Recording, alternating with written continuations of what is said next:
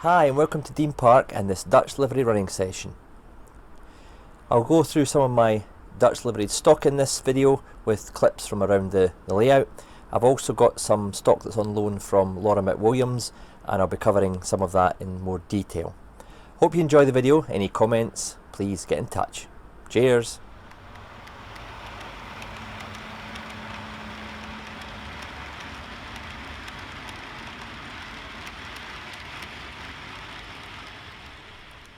In 1989, the BBC ran a week-long TV show called Rail Watch TV. In that show, BR unveiled its new Standard 4 liveries.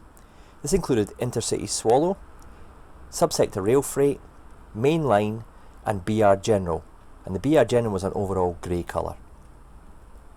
This proved so unpopular and uninspiring that it was altered to be given a yellow stripe and thus became the Civil Engineers livery, which is on the Class 47 in front of you now. It was nicknamed Dutch due to its resemblance to the NS livery found on Dutch national railways.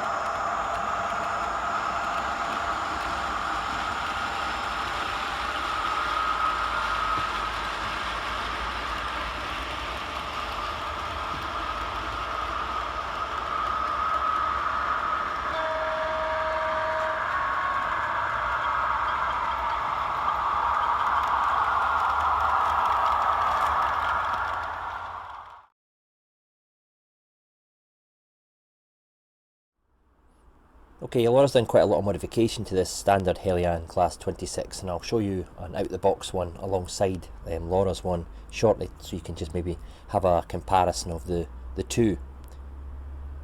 First of all, she cut out the body side grills, reduced the size at the bottom and added some detail behind that, including a pair of bars going on the top to represent the water pipes, and it's all been covered by new grill etches from Shawplan.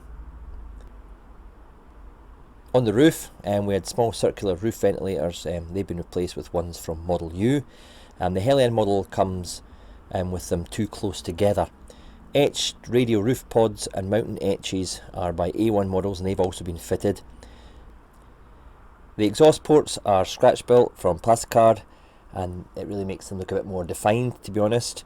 The radiator itself was drilled out, a tube of plasticard installed and widened, then a Shawplan etched roof fan and grille was fitted.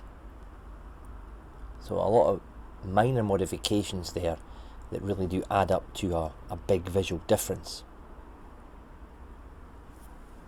Laura's done a lot of modifications obviously to the body and the roof, but she's also looked at the bogies as well. The moulded pipes to the brake pistons that you get from the standard bogie, they've been cut off, and tiny holes have been drilled into the pistons and proper wires been fitted. They run over the top of each bogie and they're painted white. So even just those small touches do add a bit more realism to the model. Looking closely in at the battery box and the air tanks, extra pipework's been fitted here in the space between the battery box and the air tanks, as well as the brackets to support them. The brackets have been made from brass and filed to shape and bent and then soldered to the wire that represents the oil drain pipe. Looking at the buffer beam, she's used the KD couplers instead of the standard tension locks found on UK models. The KDs are more discreet and they're easier to uncouple and can be uncoupled remotely with magnets, something which I've not fitted on a lot of my locals yet, but I'm planning on phasing them in over the next few months. Because she wanted both ends of the loco to be able to haul stock, she has removed any coupling from the bogie, and then also fitted the KD at the right height. On the Class 26, the snow ploughs are fixed to the chassis, however it's hard to make them work without the bogie bumping into them. Each component in the three-part bogie here was cut off and filed flat, and she made a triangular box behind the central plough, and that obviously allowed it to be fitted correctly to the locomotive. The model is a complete repaint into the Dutch livery. The loco itself received the Civil Engineers livery in November 91, and the weathering that Laura's carried out on it is fairly light on the body but more pronounced on the underframes and buffer beam, and as I said earlier, especially on the snow ploughs. Well, here it is parked next to an out-the-box BR Blue Helian 26 of mine. There is a lot of detail in the standard one, but when you look at it compared to the work Laura's done to enhance her one, you really start to appreciate the work that she's put in.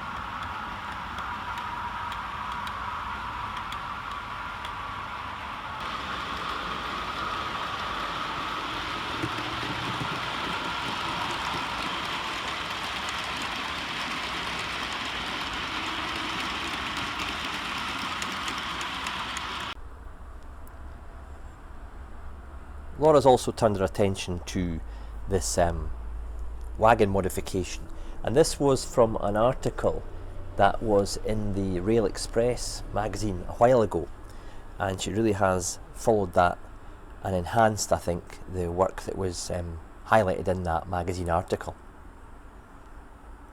The sections of rail here are code 100, and she's meticulously glued them together and then given this kind of blue strapping to hold them down, and they really do look amazing.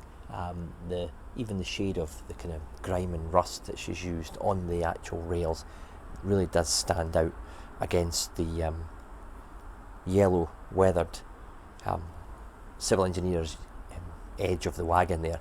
The plank work as well on the wagon, I'm not going to go into too much detail regarding these items because really I could be here all day. The amount of work she's done on them is superb, and they really do look the part when they're running around the Dean Park layout, I have to say that.